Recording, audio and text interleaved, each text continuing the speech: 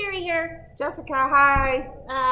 Back for another episode of Let's Talk About It. Today we're going to talk about social media, mainly apps that teens are using, because yesterday we were in Sedona. We attended an event with, we watched a movie first that just showed how apps are used, and a lot of times to be really mean to each other. Teens use them. Yep.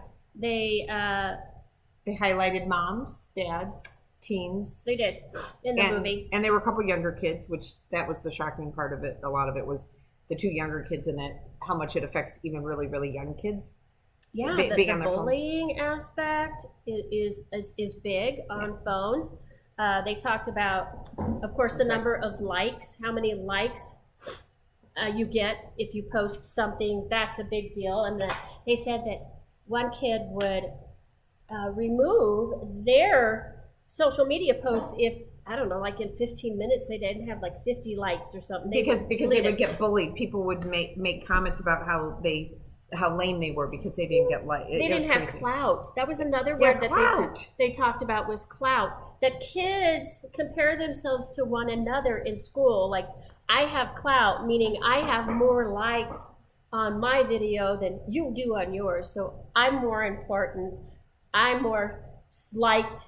And that's how kids now are ranking themselves. And some of these kids that were talking about it were 5 and 7. Yeah.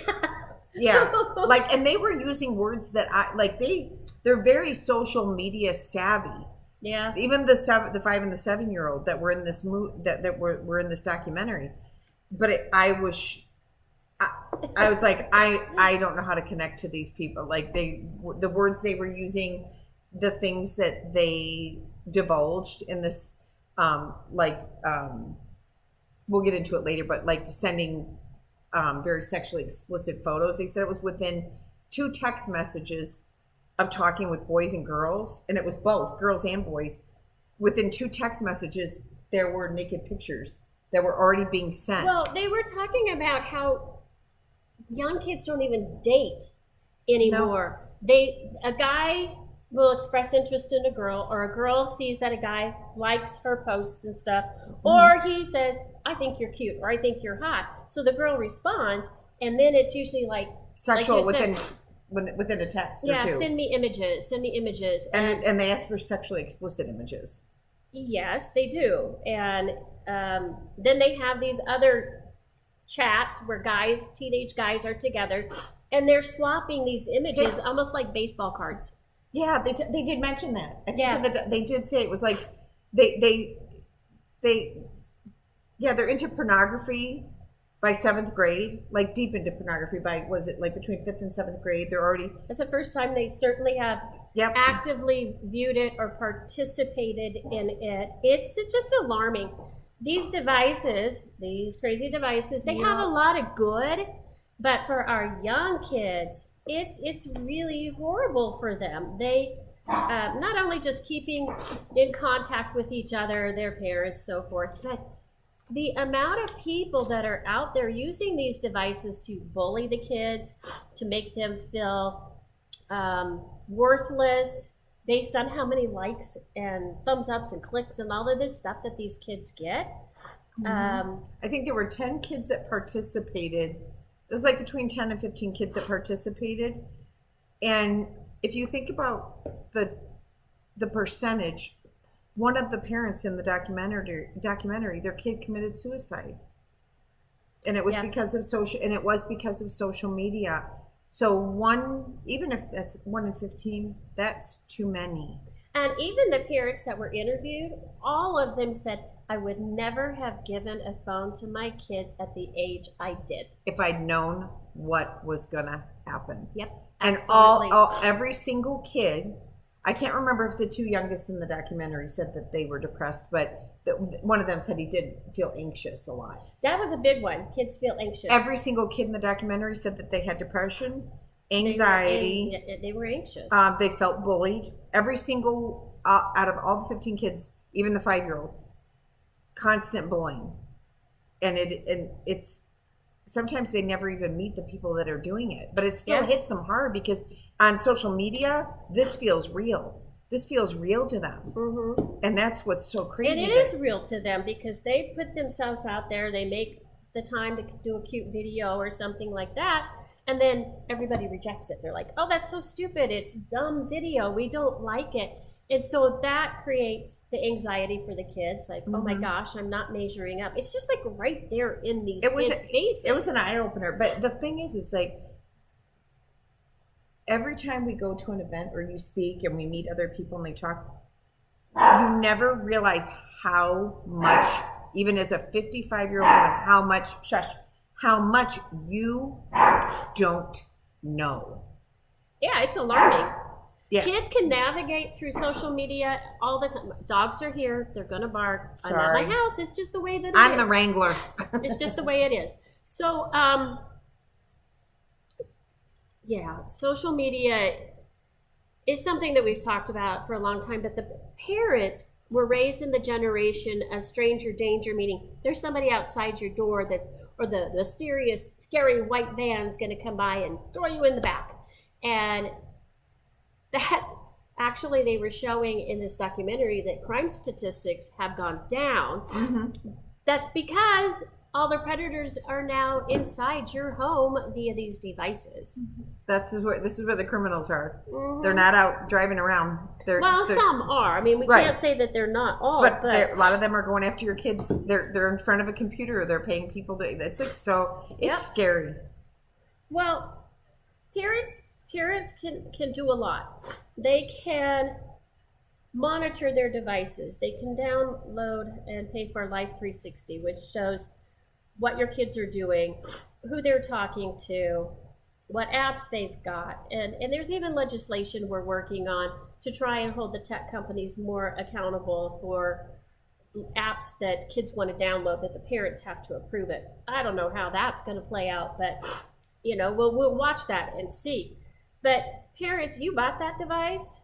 That's your device. You have control over that device. But they were talking about what if they take devices away from kids, the meltdown. They were talking about that during the documentary, and they talked about it after.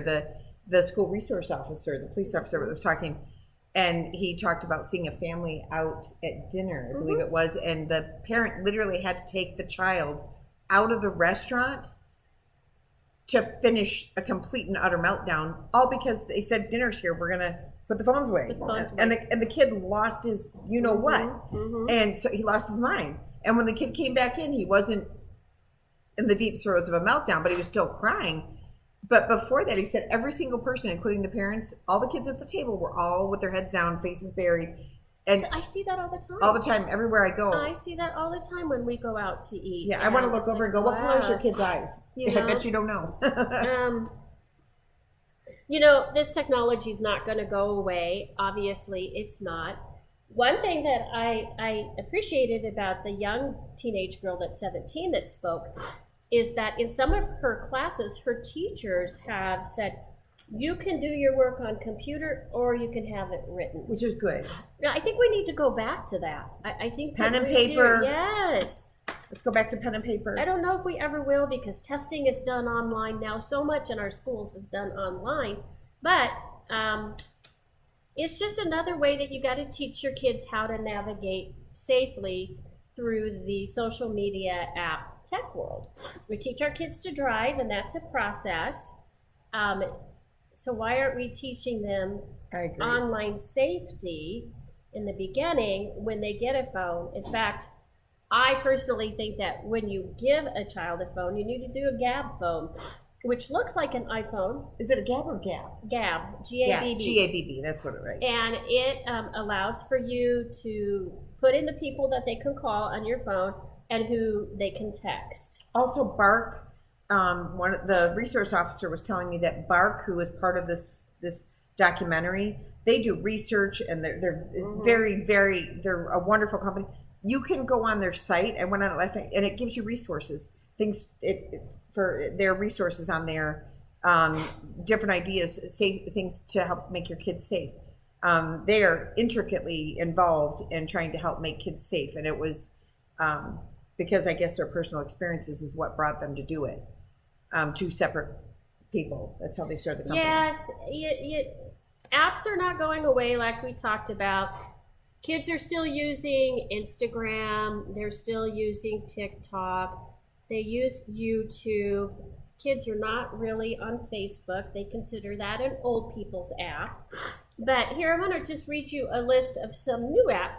If your mind isn't already going in circles in regards to just social media in general with kids, here's some more. This is the emerging apps popular among teens in 2025. So social media and communication apps is called We Belong. There's another one called Yubo, Y-U-B-O. F3, the letter F and the number 3. And then Dispo, D-I-S-P-O. Paparazzi. And I'm not going to read all of these. There was another one they mentioned. I can't remember what it was, though. There's still more here. Anonymous messaging apps. Anonymous. That was the one. The girl mentioned that. Whisper. Laps. Those are 2 new ones. The anonymous one was really bad. She said that was... Well, they were talking about, and I'm not going to say which one it is because... We don't want you to go there. No, you don't want to go there. But there's an actual app where you can download it to go purchase drugs. Yeah. And all the kids in school know it. They know it. We're not going to share it. I don't want to be a part of helping someone with that. Again, the end goal is you just got to see what your kids are doing on those phones. You got to look at the apps. You got to ask them questions.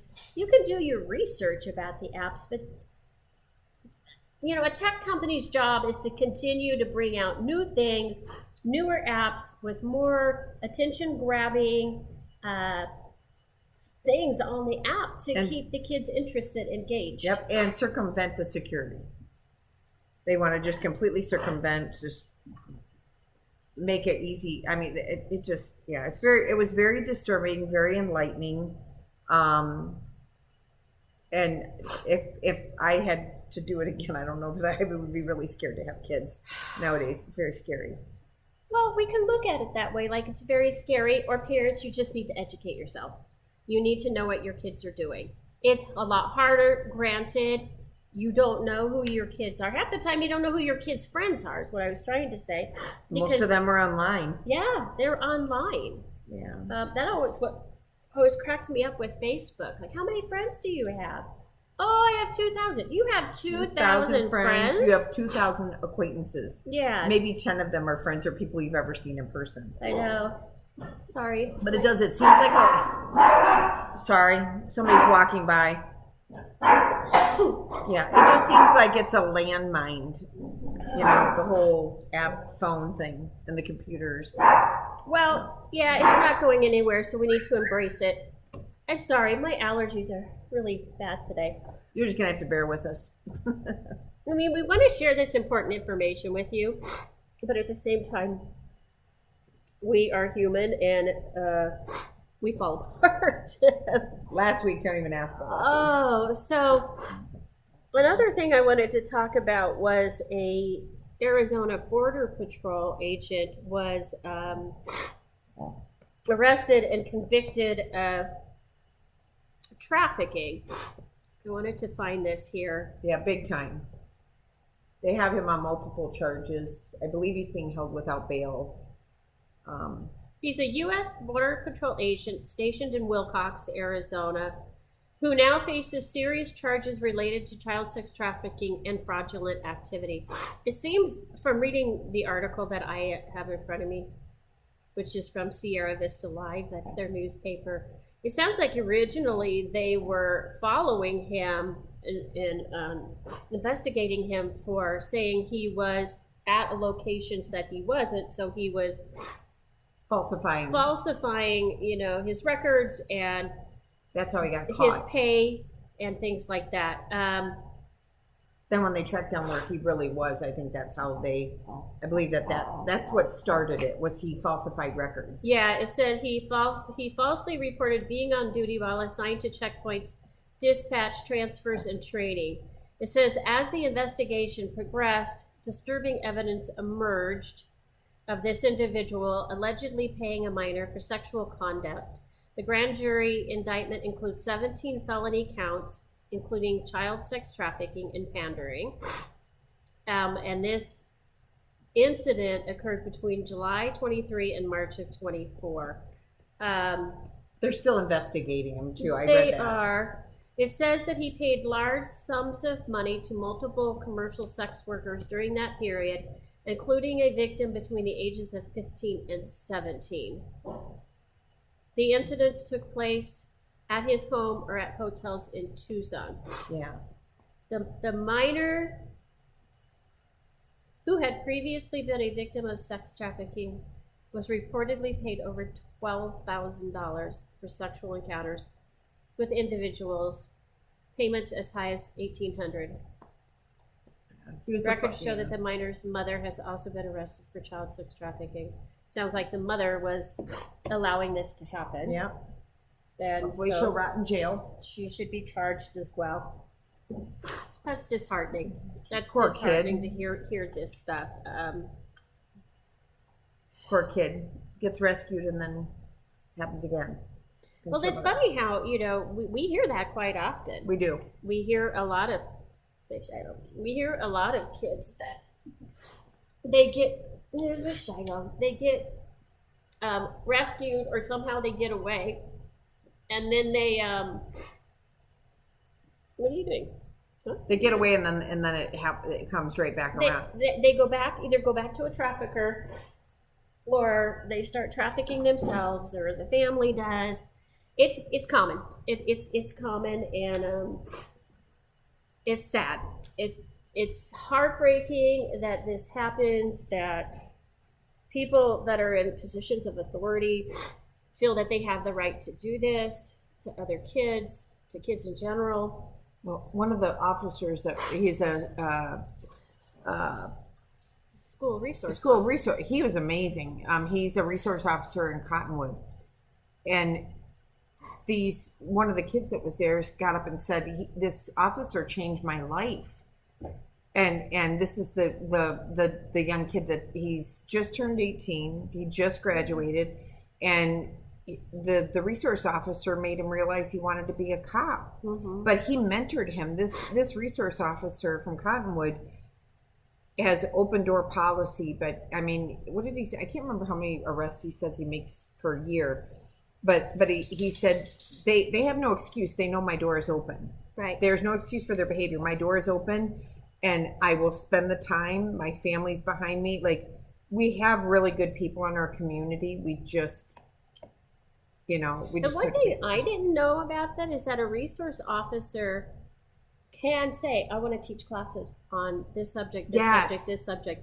And that this particular resource officer was very active in doing that. I don't remember if he said that last school year he taught 180 hours worth of content, where it'd be bullying, safe dating. See, the 144 is like what he's allowed, or like the minimum, and he did like over 40 past that. He loves it. Like, the guy's amazing. Yeah, and the school supported it. Now, I don't know if all counties are the same or each state is the same when it comes to school resource officers being able to teach subjects. I mean, we have a hard time getting in the schools. We do. I would like at least a 30 to 45-minute class solely on grooming prevention, explaining what it is, what it looks like in its early phases, and how there is peer-to-peer grooming for exploitation, which people trafficking. Which people do overlook, because yours was peer-to-peer.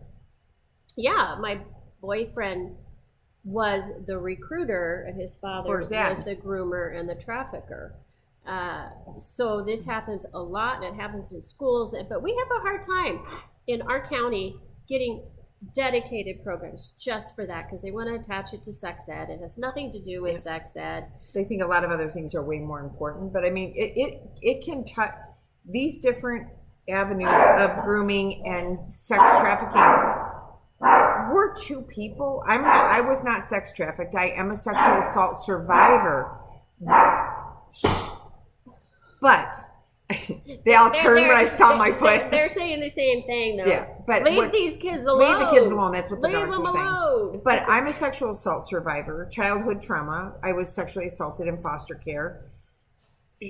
Sherry was recruited by her high school boyfriend, was trafficked by him for years. Well, I was trafficked for 7 years, and I think most people know that. But it touches more people than you know. I didn't know until 2 years ago that my mom was trafficked. Yeah, we talked about that in the last episode. I asked my mom permission. My mom was trafficked by her own mother. Yeah, we talked about that in the last episode. What the bottom line is, this happens all the time. It does. So we're doing a disservice to our kids if we don't give them the ability to spot when somebody's trying to do that to them, when they're trying to groom them. So prevalent. It really is. It is, but kids don't get it. And then they get in so deep, and then by that time, it's really hard to get out of the situation. Well, I know you and I spoke before, so you know what I got out of it, that I have a deep disconnect with that age group, which I need to work on if I'm going to be in this line.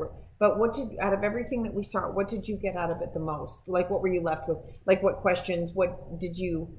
I didn't have any questions. I was not surprised. She did really good. Well, I was not surprised by any of what I heard, because social media, apps, live streaming, online games that are connected to the internet are predators' playground. They're there. They're there on your phone, on your devices, on your computers. Dock all those devices at night. Never allow them behind closed doors. Be around your kids. That's right. Until your kids can show that they're responsible enough to handle social media, don't give it to them. They don't need to have it. Our brains are not developed until 25. So kids cannot, per this study in Yale, we talk about this all the time. Yeah. That studies have come out and said that a kid cannot make a rational decision until they're about 25 years old. So everything is still emotional, which includes peer pressure from somebody who may be appearing as a love interest, but really is trying to groom them. And we've seen that firsthand. Mm-hmm. We've actually worked with, what was it? Excuse me. That case that we worked with from my out of state, Florida. What was it? Who got involved? Homeland Security. Oh, well, yeah.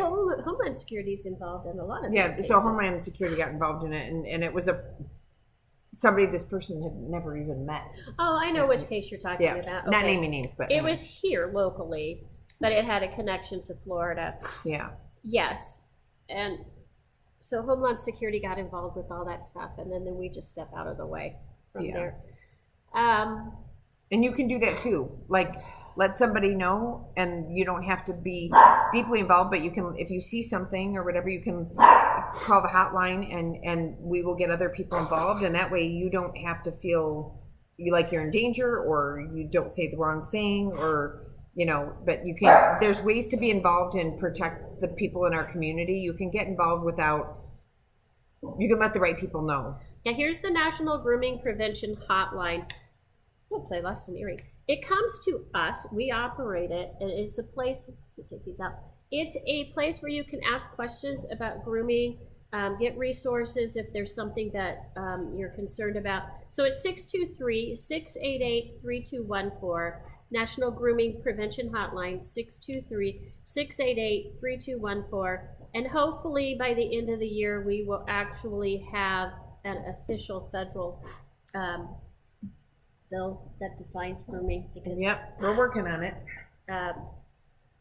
If anybody that is intentionally grooming a child should be held accountable for what they're doing, because we know what the end result is. They're trying to manipulate that child and exploit them in some form or fashion, and so we want to stop it before it starts.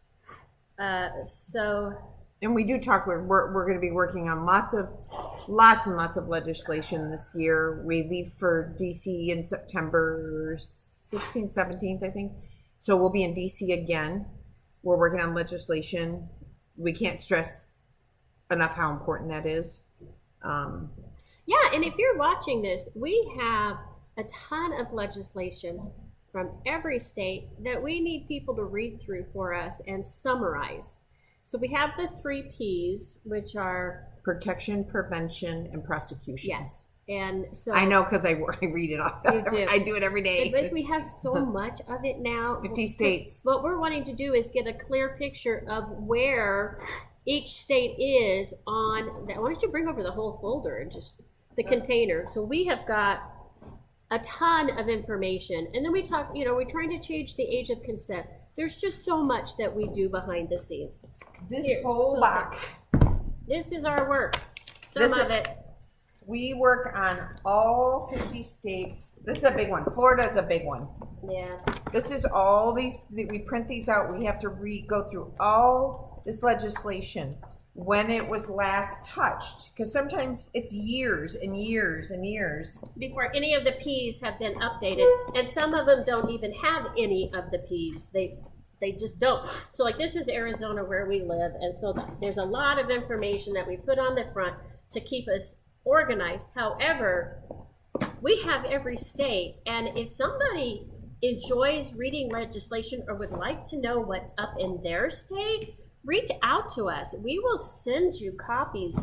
And then we're always looking for allies in every state that when we go and present some of this legislation to a lawmaker, let's say in Tennessee, that we have allies in Tennessee that can push that forward. They can go and speak before their legislative members, and we can try and get some consistency across all of the states. Yeah, if you need volunteer hours or school credits where we are a 501(c), you can get credit for helping us read legislation and different things that have already been passed. And it's fascinating. It is. I never did it before I had this job, and I'm obsessed. Like, she's like, you want to go to the Capitol? Want to sit in on?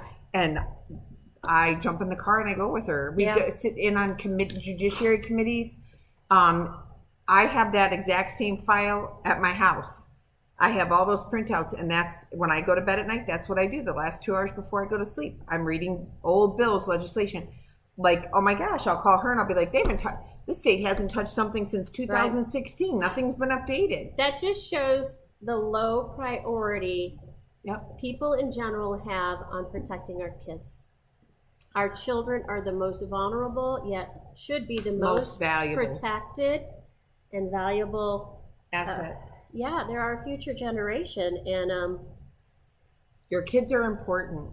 And everybody needs to wake up and acknowledge that our children are important, and they're too important to be so complacent about all of these different subjects and all these different solutions. Complacency, there is no place for it.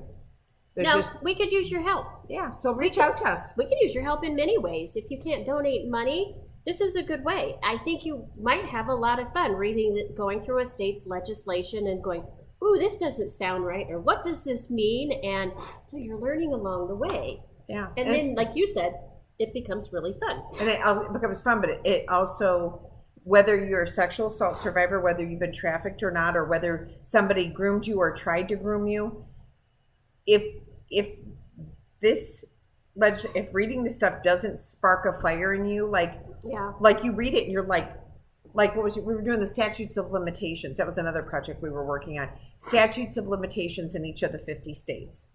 In which a victim can file against their perpetrator, buyer, seller, whatever. Right. And so we were going through that.